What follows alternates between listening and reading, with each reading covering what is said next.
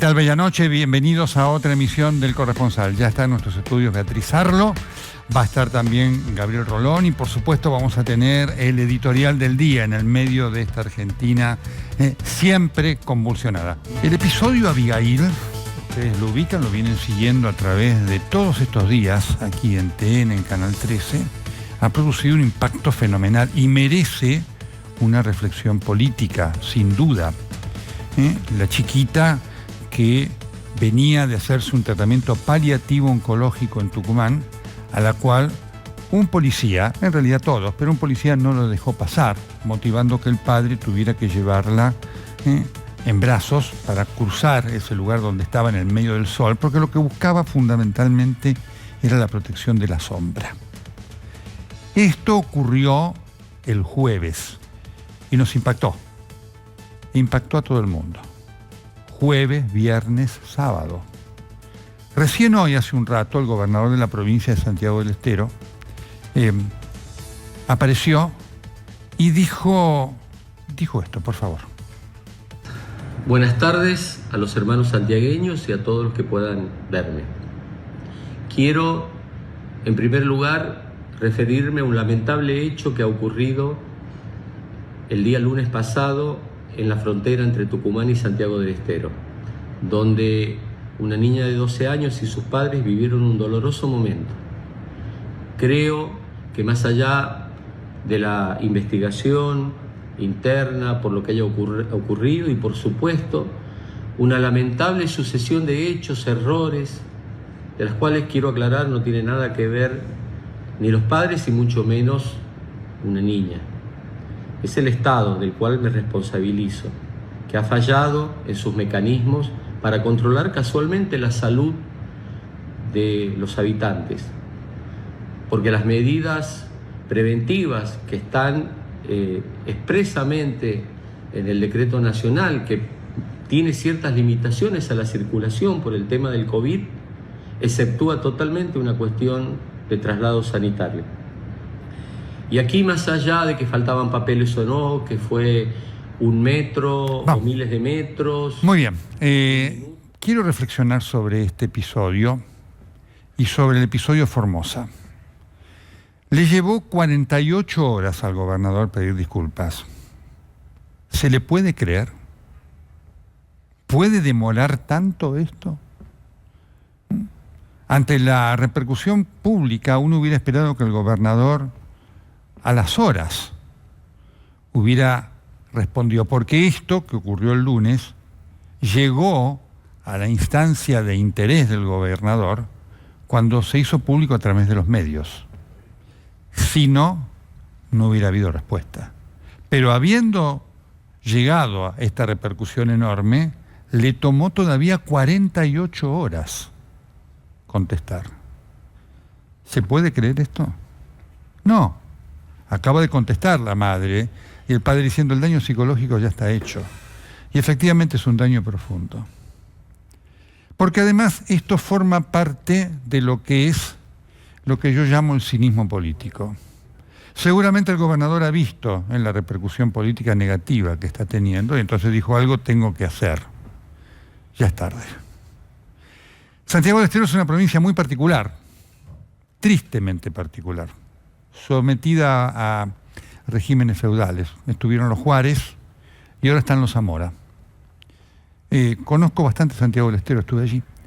Fíjese, Santiago del Estero ha construido un estadio de fútbol gigante para que juegue la selección. Pero Abigail los padres tienen que llevarla a Tucumán para darle el tratamiento que seguramente en Santiago del Estero, si está, ellos no lo encuentran. Hay un elemento increíble en Santiago del Estero que se llama el tren al desarrollo. Lo mostramos aquí nosotros alguna vez en TN, una cosa increíble, la corrupción. Entonces, eso es lo que está pasando en estos estados feudales. Lo de Zamora, el régimen, el policía además que actúa como actúa, habla de una formación policial de un estado feudal, autoritario. Insisto, le llevó al gobernador una semana dar esta reacción. ¿Sí? Lo cual demuestra que la gente, para estos regímenes que tienen un sustento de votos, porque lo vota la gente, estos regímenes consideran a la gente una cosa.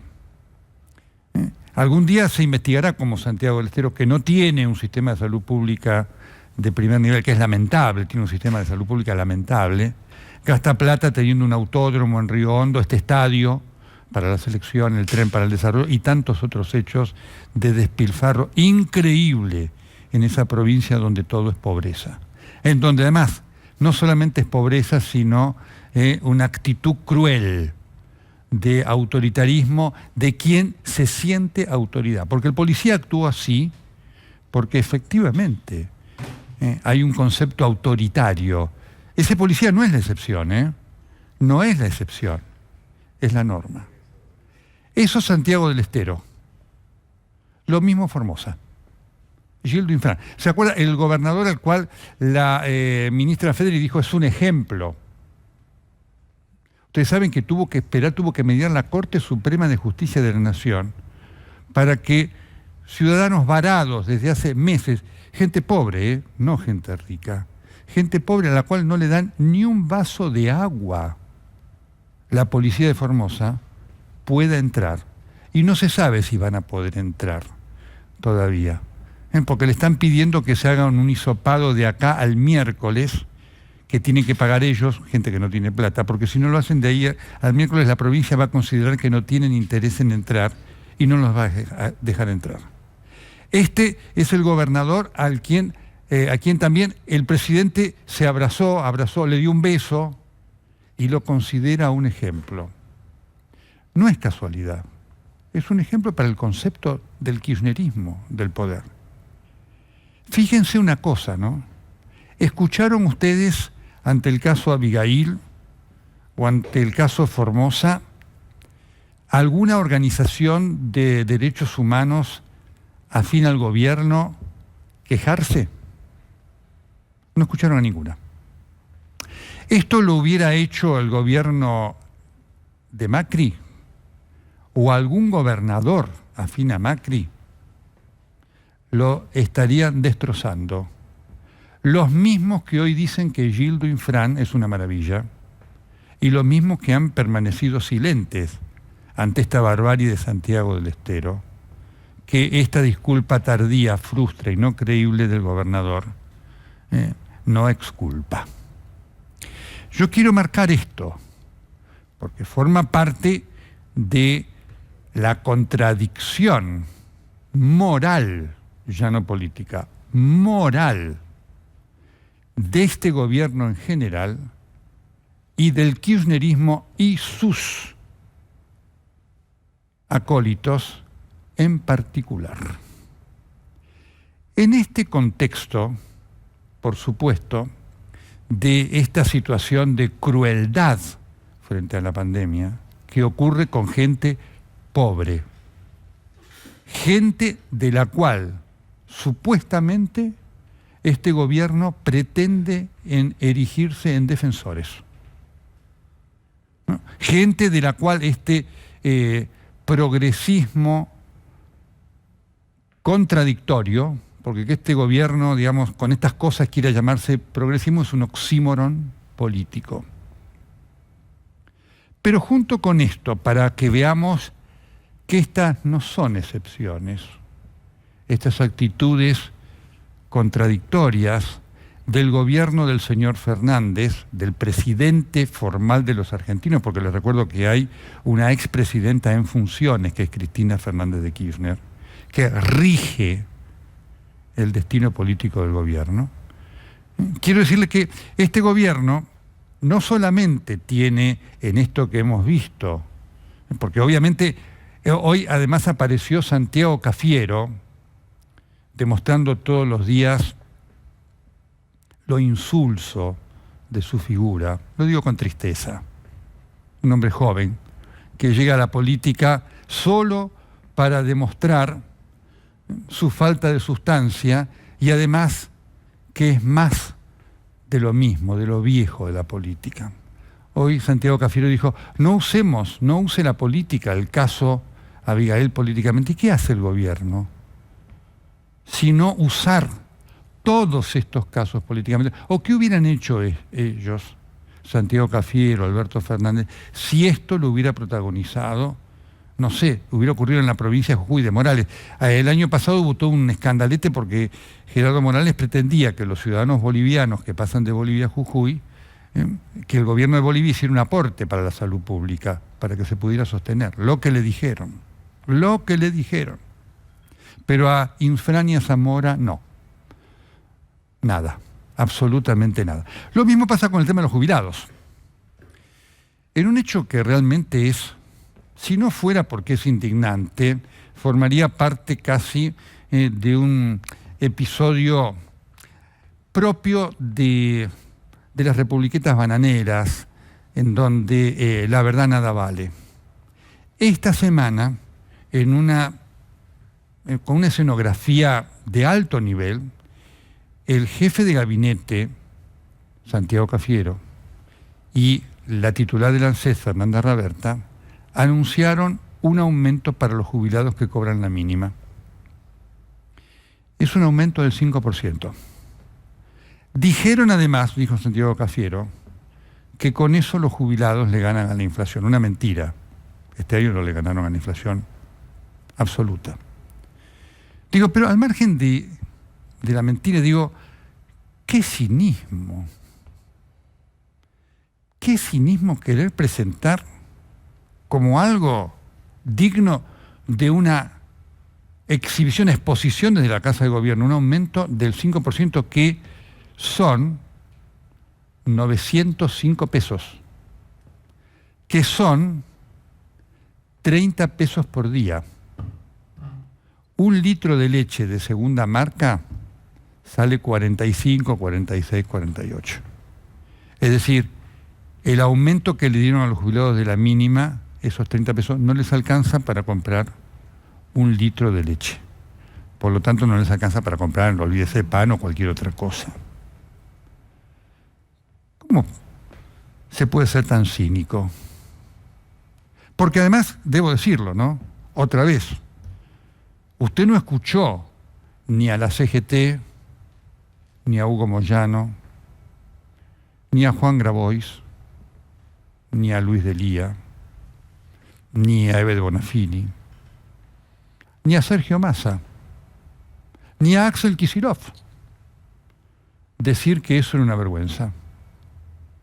Cosa que hubieran dicho si lo hubiera hecho cualquier otro gobierno, porque objetivamente era una vergüenza. Lo hubieran dicho ellos y lo hubiéramos dicho nosotros, como los dijimos cada vez que los gobiernos predecesores, el de Macri, el de Cristina, hicieron de la vida de los jubilados algo ignominioso. Pero no se los escuchó. Efectivamente, este relativismo moral es letal. Eso es lo que le quita a la política argentina, lamentablemente, la posibilidad de generar una esperanza. Le confieso que es un hecho muy fuerte, porque cuando usted sobre la realidad lo que ve operar es la mentira, tiene un verdadero problema, ¿no? Porque usted puede decir, bueno, mire, somos un desastre, le podemos dar esto. Ahora, cuando a usted le están diciendo, miren, esto es algo bueno, ¿qué queda? Nada. Porque además, este gobierno está convencido que hace todo bien. Es tremendo eso, ¿no? Es decir, la falta de una autocrítica mínima es brutal.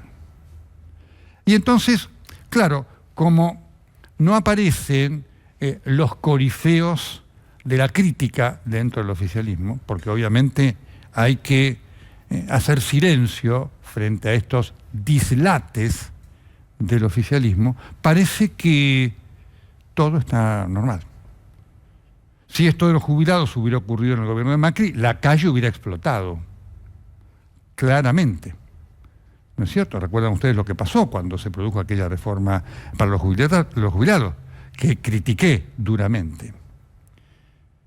Esto es lo que hoy estamos viviendo. Estamos viviendo la triste realidad de un gobierno mentiroso.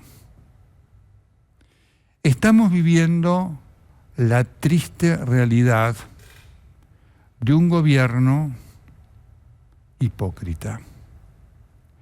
Estamos viviendo la triste realidad de un gobierno que todo el tiempo atrasa. Estamos viviendo la triste realidad de un gobierno sin rumbo. Estamos viviendo el augurio de un fracaso que a nadie puede hacer feliz, porque el fracaso lo paga la gente. Se aplica para este gobierno la famosa frase de la tan bella canción de Serrat: no es triste la verdad, lo que no tiene es remedio.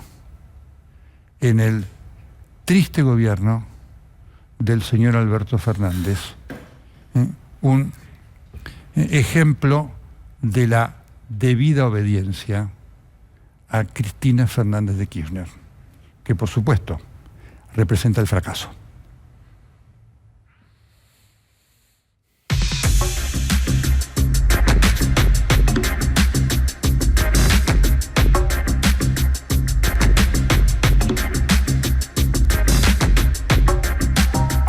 Gran gusto de tener a Beatriz Salo. ¿Qué tal, Beatriz? ¿Cómo le va? ¿Qué tal, Nelson? Buenas noches. ¿Cómo vive todas estas cosas que están pasando? Bueno, este es el día a día, pero uno vive en general con un plazo un poco más largo esto.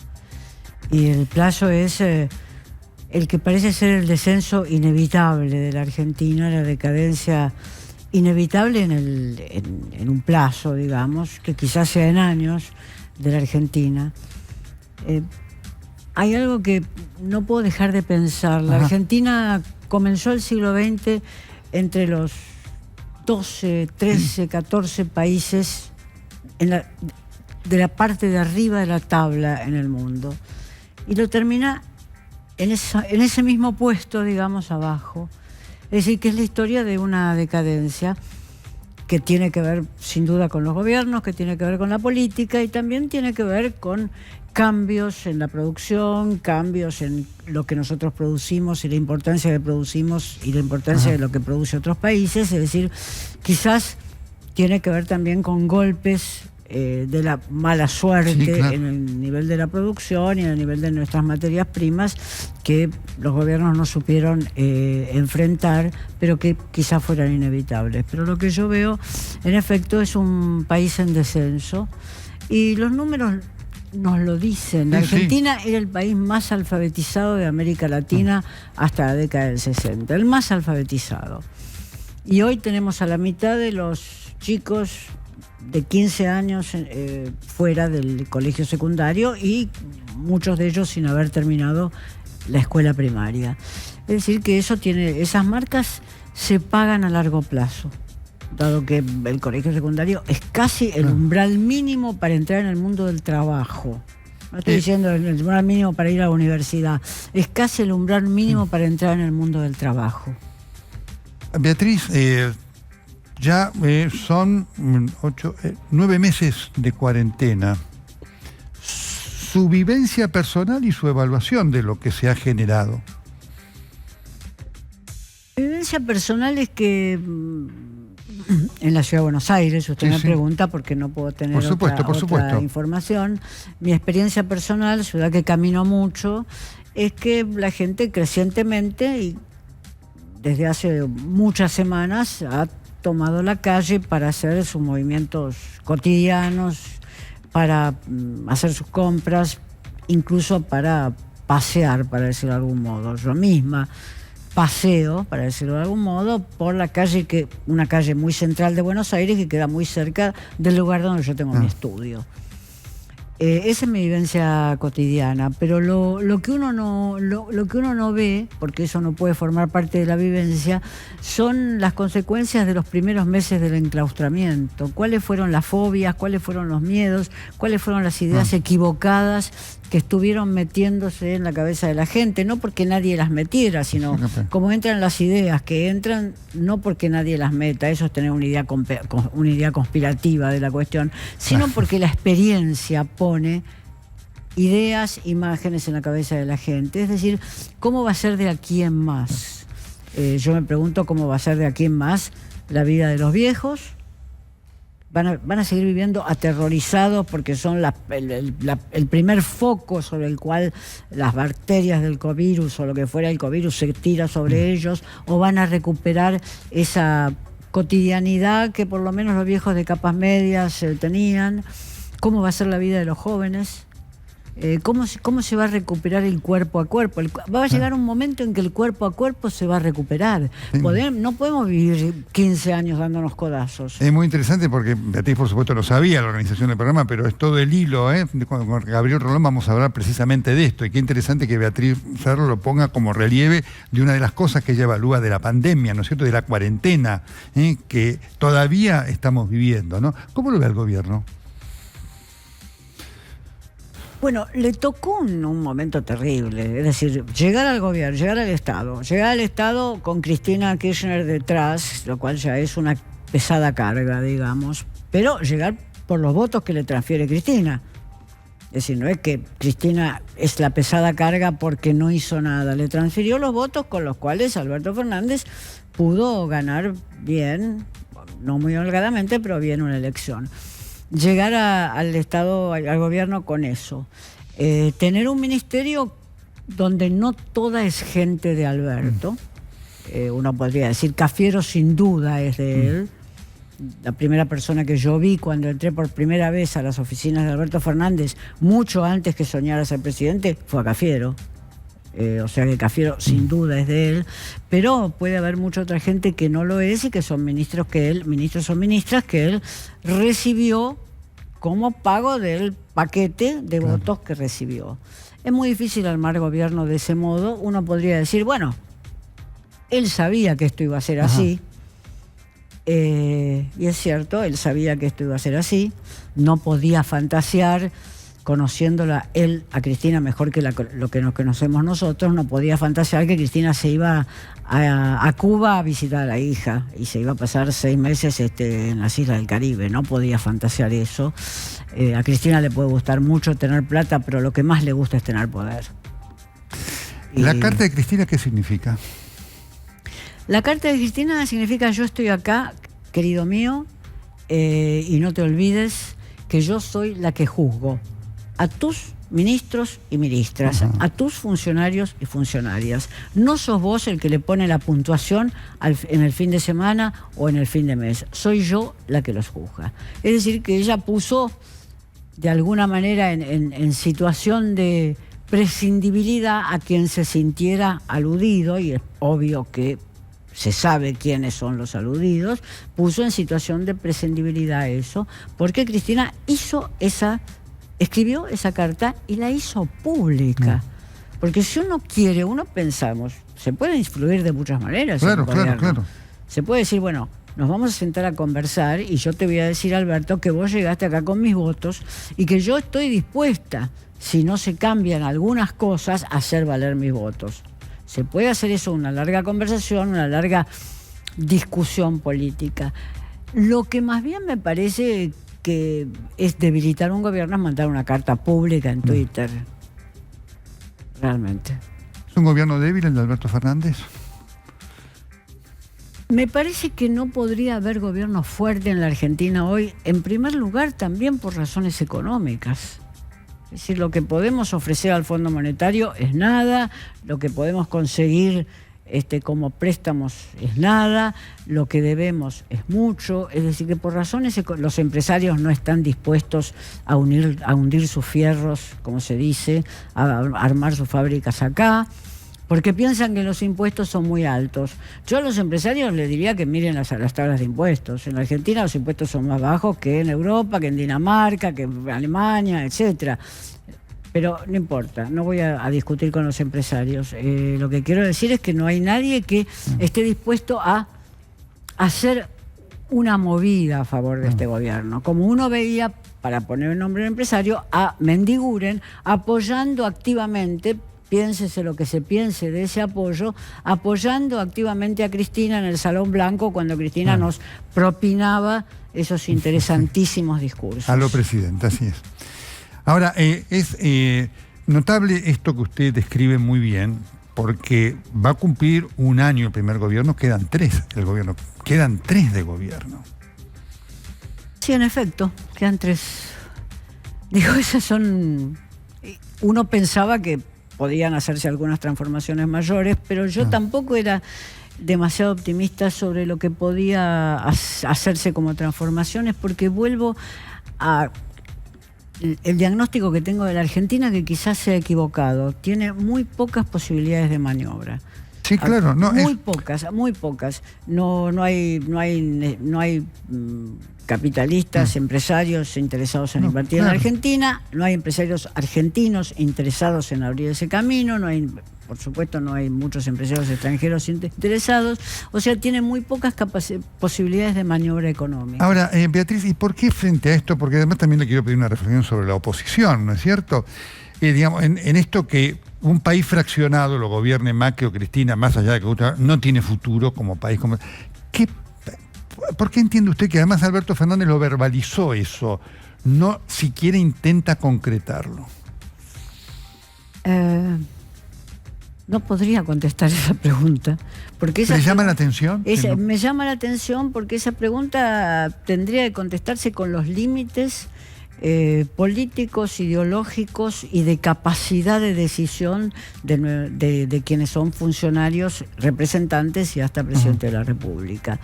Yo creo que quizás el último presidente que tuvo capacidad de decisión y sabía que estaba apoyado por una fracción de su partido, por lo menos por una fracción de su partido, fue Néstor Kirchner.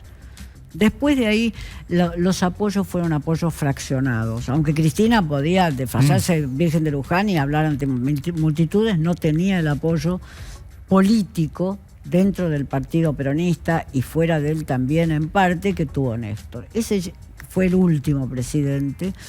La muerte además también nos juega en contra. Digo, si uno tuviera que hacer un contrafáctico, uno tendría que pensar, no porque yo fuera kirchnerista, pero uno tendría que pensar qué cosas se hubieran cambiado si Kirchner hubiera seguido. La muerte también juega en contra. No, sin duda. Sobre todo cuando Kirchner no colaboró para que su esposa no fuera su sucesora. Correcto. Hoy el peronismo, ¿cómo lo ve? Si es que hay un peronismo, si es que hay algo como tal que se puede llamar peronismo. Y usted sabe que los que intentaron crear una nueva dirección o una nueva hegemonía, como se dice, etcétera, como Massa, fracasaron.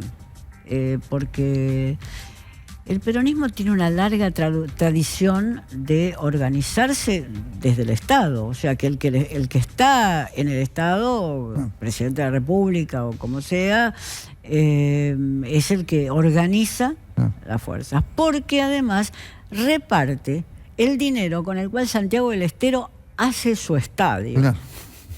Hablemos ahí de el federalismo trucho de la Argentina, que nos llenamos la boca con la Argentina país federal, y lo que es un país que vive... ¿De dónde saca Santiago del Estero para hacer ese estadio que usted describió con tanta precisión? Eso es dinero de la nación que va a una provincia y que va sin etiqueta. Es decir, porque le dan esa plata para el estadio y no para el hospital donde se puede atender esa chica que tuvo que ir prácticamente caminando con un cáncer en una pierna a atenderse en la provincia vecina. Entonces hablemos también de aquellos mitos que nos han llenado de orgullo durante mucho tiempo, que es el federalismo trucho de este país. ¿Cuántas cosas truchas tiene la Argentina, no? Sí, en efecto. Quizás debe retirar el adjetivo. Pero es toda una radiografía, digamos, de un país, porque hoy es muy afortunado lo que usted puso en perspectiva, es decir, en general los países evolucionan, la Argentina involuciona, ¿no? Y parece que no para, no importa quién gobierne, ¿no? Sí, si uno se compara con algunos otros países de América Latina, sin duda Chile sale de la dictadura militar y del pinochetismo más o menos por los mismos años que la Argentina y logra una organización política convincente. Uno debería decir que, bueno, hay elementos de la sociedad chilena que los argentinos a lo mejor cuestionaríamos mucho. Es una sociedad culturalmente muy estratificada, sí, muy clasista desde un punto de vista. No estoy hablando de economía, sino del trato. Totalmente. Entonces, que los argentinos no soportaríamos, los argentinos estamos cómodos viviendo en una sociedad plebeya, donde a usted lo deben tutear por la calle, a mí también me tutean por la calle, y además de tutear, otros verbos parecidos, digamos. Entonces, pero que es una sociedad que por ese carácter muy estratificado ha logrado cumplir ciertos pactos. Una cosa que los argentinos parece que no logramos es suscribir un pacto y cumplirlo. Los chilenos, la concertación fue un pacto. Sí, claro. Los partidos concertaron que se iban a alternar en el poder y eso se cumplió. Si uno mira Uruguay, el Frente Amplio se mantuvo. ¿Usted se imagina un frente formado por varios partidos de diferente dimensión y de diferente tradición política que se mantenga? No, impactante. A mí me resultó, es muy interesante el ejemplo. Esa foto, ese abrazo de Julio María Sanguinetti Mujica, a uno le genera una envidia absoluta. Eso en la Argentina hoy es imposible. Sí, y no porque Mujica haya sido piadoso con Sanguinetti, ni Sanguinetti con... No, de ninguna manera. Se pelearon y se pelearon de manera fuerte, como hay que pelearse en la política, porque eso de que todos cantamos una samba mirando a los ojos, eso no es hablar de política. Pero hubo pelea, pero también está la idea de que los partidos se necesitan. Si uno quiere tener democracia, necesita tener este partido al cual uno pertenece y el otro. Porque si no, tiene que hacer régimen de partido único. Y como ninguno de nosotros quiere régimen de partido único, los uruguayos saben perfectamente que tienen blancos y colorados, después tuvieron blancos, colorados y Frente Amplio, y tendrán eso. La Argentina no parece haber resuelto ni siquiera esos problemas de reorganización partidaria. Mire usted lo que es el instante hipnótico en el cual vive el radicalismo después de haber hecho el pacto con Macri en el desdichado día de Gualeguaychú, donde le permitió a Macri ser presidente y al radicalismo quedar en estado hipnótico. Hipnótico no porque lo hipnotizaran Macri, sino que quedó... Sin duda. No quiero decir catatónico, pero bueno, es el otro adjetivo, pero usted me puede corregir. Totalmente. La última, Beatriz, si así como lo vio, la llamara el martes Alberto Fernández y le dijera, dígame algo, Beatriz, ¿qué me aconseja? ¿Qué le diría?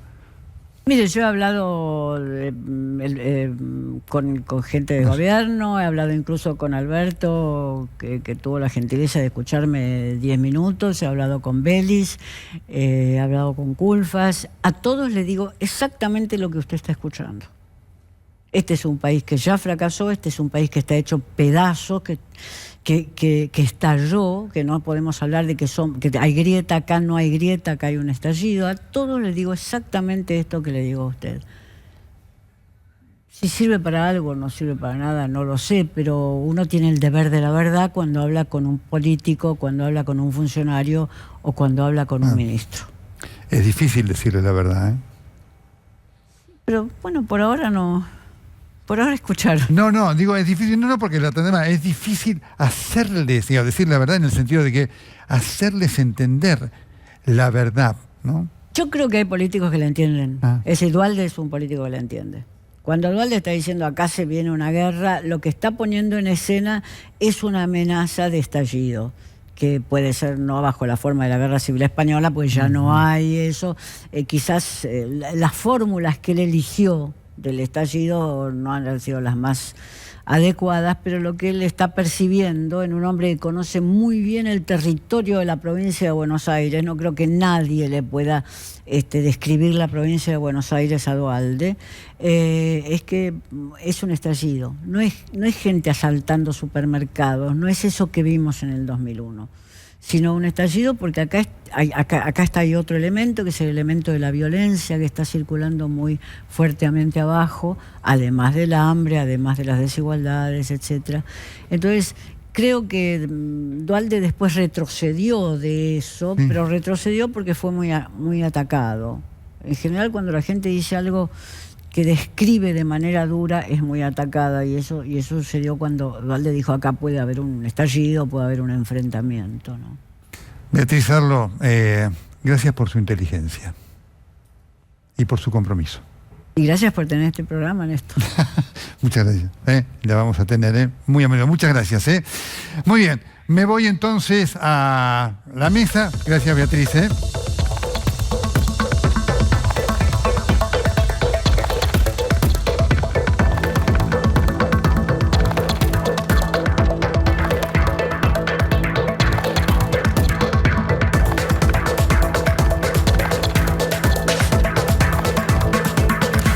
Gabriel Rolón, bella noche, ¿cómo estás? Hola Nelson, ¿cómo andás, amigo? ¿Cómo estás? ¿Bien? Bueno, quiero decirte algo. El Duelo, tu último libro, lo recibí ayer. Sí. Y me leí la mitad. Impresionante. ¿En serio te gustó? Impresionante. Y realmente algo tan certero y que me da el pie para, no solamente para felicitarte y recomendarlo, sino para decir: ¿estamos haciendo el duelo o todavía una vez que termine la pandemia deberemos hacer el duelo? Beatriz Arlo se refirió hace un minuto a todo el aspecto psicológico para los dos extremos, los adultos mayores, los más viejos y los chicos. ¿Tendremos que hacer un duelo o lo estamos haciendo? Ambas cosas, Nelson.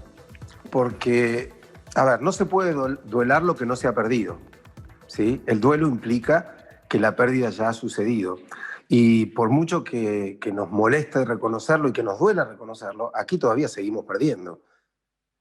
Esto te lo voy a poner con un ejemplo duro, pero para que se entienda. Esto es como decir que tu familia tuvo un accidente en el auto y venían 5. Vos decís, bueno, hay 2 que murieron y yo ya estoy duelando a esos que murieron, pero no puedo saber hasta dónde tengo que duelar porque hay 3 que están graves todavía, ¿sí? Y esos no los puedo duelar todavía. Entonces creo que esto que no termina de terminar, con perdón del incesto lingüístico, nos pone en una situación que, por un lado, estamos duelando lo que se ha perdido, que han sido cosas muy importantes. No solo se han perdido ni más ni menos que vidas, personas que han perdido su trabajo, sus ahorros, tiempos, abrazos, momentos compartidos. Se han perdido la posibilidad de hacer duelos, Nelson. Con lo que eso implica para la psiquis, ¿no? Claro. Esto de alguien que no puede despedirse de un ser querido, alguien que encima se queda con la culpa que en los últimos momentos de su ser querido no pudo acompañarlo, no pudo darle la mano, no lo pudo contener. Bueno, todos esos rituales que forman parte del comienzo de un duelo y no se han podido hacer. Yo te aseguro que dentro de muy poco tiempo, todos los psicólogos nos vamos a encontrar con muchos pacientes que están atravesando duelos traumáticos, porque hay cosas que por todo lo que la pandemia ha generado no nos han permitido empezar los duelos como corresponde. Ahora, esto que vos describís también da dimensión de lo que debe hacerse, porque hay una idea de que cuando aparezca la vacuna todo se terminó, y efectivamente lo que vos marcás, y esto nos interesaba, es que va a haber muchas cosas que la vacuna no va a superar. Y uno de los puntos, y me gusta saber cómo lo ves, que está generando mucha angustia, es cómo van a ser las fiestas.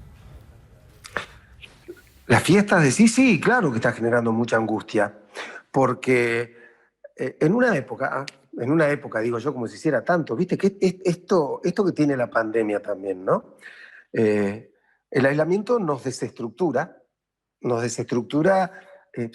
la noción de tiempo y espacio, claro, psíquicamente. Viste que la gente dice, hoy es miércoles, jueves, sí. Porque, por lo menos mientras estaba dentro de su casa, o sea, ¿por qué? Porque eso que parece un chiste, no sé en qué día vivo con esto, habla de una psiquis que se ha desestructurado.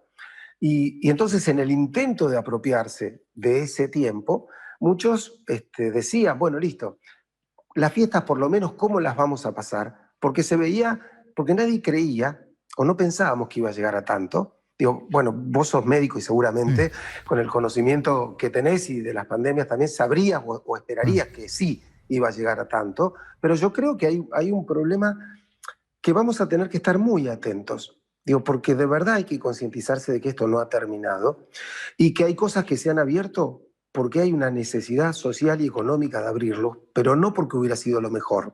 Desde el punto de vista pandémico, desde el punto de vista psicológico, ha sido muy duro tanto aislamiento, pero hay un momento donde vos tenés que empezar a procesar. Bueno, a ver, la vida biológica antes que nada, ¿por qué? Porque para trabajar yo después con la psicología el paciente lo necesito vivo. Claro. Entonces, primero tengo que priorizar que el virus no lo mate, ¿no?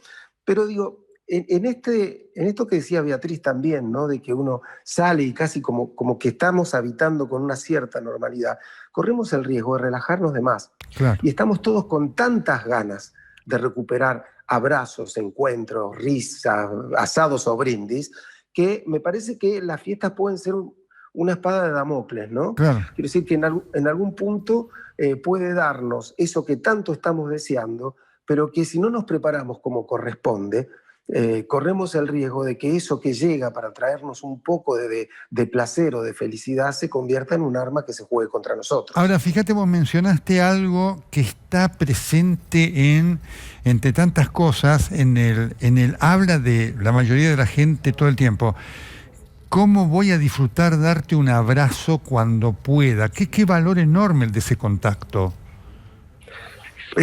Claro, lo que pasa es que gracias a la tecnología, nosotros hemos podido sostener algo que si no hubiera sido todavía mucho más duro, ¿no? Digo, imagínate, Nelson, la gente que, no sé, que venía en los años 30 o 40 de Europa, que venían en esos barcos y que por ahí, hasta que le llegaba una carta a la familia para que supiera que él había llegado bien y volvía, a veces pasaban un año y medio y no tenían noticias. Y eso es muy angustiante. Esto nos permite al menos mirar la cara de nuestros padres, de nuestros hijos. Digo, yo en este tiempo casi no he podido ver a mi mamá, excepto cuando se enfermó, que bueno, rompí esto de verla porque era para cuidarla. Y ahí esto nos ha ayudado mucho, pero de ninguna manera hay que pensar que esto pueda reemplazar el verdadero contacto humano. ¿Sí? Eso no lo reemplaza nadie. Hablábamos de los duelos recién. El hecho de que vos estés pasando un momento tan difícil como la pérdida de un ser querido y que venga alguien y te abrace, que te abrace tu hermano, que te abrace un amigo y que vos puedas llorar en unos brazos, eso es irreemplazable. Listo, no lo podemos tener ahora, pero me parece que muchos se han dado cuenta de la importancia de eso, sobre todo para una cultura como la nuestra, que es una cultura muy cercana desde lo físico. Yo creo que esto lo estamos anhelando mucho, pero acá es donde yo quiero señalar que tengamos cuidado que nuestra necesidad psicológica y afectiva de ese abrazo no nos haga apurar algunos pasos que hagan que después tengamos que retornar al alejamiento, ¿no? Claro, digamos, claro. En esto, si bien sabemos que vamos y venimos, me parece que cuanto más firmes se den los pasos, mejor va a ser emocionalmente para todos. Sin duda. Acabas de mencionar otro punto que lo escucharás como me toca escucharlo a mí, ¿no? Del que le tocó lamentablemente perder un familiar, el impacto que aún pasados meses le sigue produciendo el no haber podido estar al lado del familiar en el momento de esa partida, ¿no? Es decir, esto va a dejar, ¿entendés vos, una secuela que necesitará algún tipo de tratamiento de contención, Gabriel? Sí, yo estoy convencido de que muchísimas personas van a necesitar trabajar en un espacio terapéutico, lo traumático que ha quedado, porque, a ver, el duelo genera una pérdida, genera un vacío de sentido. La muerte, digo, es un vacío de sentido, no tiene ningún sentido. Digamos, no podemos darle un sentido porque no lo sabemos, digamos. Estará quien tenga fe y cree que después habrá esto, habrá aquello, la reencarnación, lo que vos quieras. Son todos supuestos que calman en algo la angustia, pero que no le pueden terminar de dar un sentido. Entonces nosotros tenemos que inscribir una falta que es imposible inscribirla realmente, pero de alguna manera vamos bordeando simbólicamente esta pérdida, ¿no? Y los rituales, como te decía, son la manera en la que la pérdida empieza a encontrar un lugar en nuestra simbología. Listo, vos agarrás y decís, tiré las cenizas de mi abuelo, de mi padre en tal lugar, y vos decís, bueno, los domingos yo me voy a tomar un mate a la plaza, al lado del árbol donde está mi papá, dice alguien, ¿no? Y encuentra en ese simbolismo algo que le cierra. Es decir, vamos encontrando cosas. Y hay parte de el trabajo que nosotros tenemos que hacer para despedir a alguien, que si no lo hacemos nos vamos a sentir culpables. Entonces, se está dando esto, yo lo estoy viendo, o sea, con algún paciente, el hecho de yo me siento culpable porque se murió solo, o sea, yo no estuve ahí y no podía estar, no importa, anda a explicarle al inconsciente, digamos, que legalmente no podías. Lo que ahí se instala es una noción de que vos fallaste como hijo, fallaste como amigo, bueno, y es muy potente. Y además otra cosa que nosotros tristemente lo conocemos mucho en la Argentina, Nelson, digo por la trágica historia de los desaparecidos. Es decir, cuando alguien no puede ver a su familiar muerto, está en la obligación de matarlo solo en su cabeza. ¿Sí? Y eso es tremendo, es terrible porque te condenan a ser de un modo psíquico quien le dé muerte a alguien que vos amabas. Entonces, digo, no es cualquier cosa el cuerpo de alguien que amamos. Gabriel, tengo un minuto final, pero no quiero dejar de consultártelo porque es tan fuerte todo esto. Hoy hay mucha gente que te dice, perdí un año, lo perdí. Te lo dicen tanto, sobre todo en los dos extremos de la vida. ¿Se recupera? Sí. No, y hay que saber que hay cosas en la vida que se pierden y justamente hay que duelarlas, porque querer recuperarlo es no hacer el duelo, ¿sí? O sea, quien quiere recuperar lo perdido no hace nunca el duelo porque solo se duela lo que se admite que se ha perdido. Entonces yo creo que hay que darlo por perdido y no ir a buscar momentos pasados, sino ver cómo nos paramos con dignidad en el presente con lo que quede después de lo que se ha perdido, que todavía no sabemos qué es. Gabriel Rolón, gracias por tu lucidez y por ilustrarnos. Gracias a vos y dame un segundito nomás, me encantaría invitar a tu audiencia. El viernes que viene se puede ingresar por PlateaNet, voy a hablar de todas estas cosas en un streaming. Qué bueno. Así que los que tengan ganas, es el viernes que viene a las 22 horas, se llama La Pasión, pero vamos a hablar de todo esto, del amor, de la falta, de la ausencia, de la muerte. Estoy seguro que miles de personas te van a acompañar. Gabriel, muchísimas gracias. Gracias a vos por tu amabilidad y tu inteligencia de siempre, Nelson. A vos, Gabriel. Gabriel Rolón, en El Corresponsal. Reflexión final, ¿no? Para el gobierno. La función de la política es solucionar conflictos, no crearlos, que es lo que el gobierno de Alberto Fernández viene haciendo desde hace meses. Sigue en TN. Ya viene Juan Budvilovsky con TN Extremo Plus. Nosotros nos reencontramos el próximo sábado. Bella noche. Chao.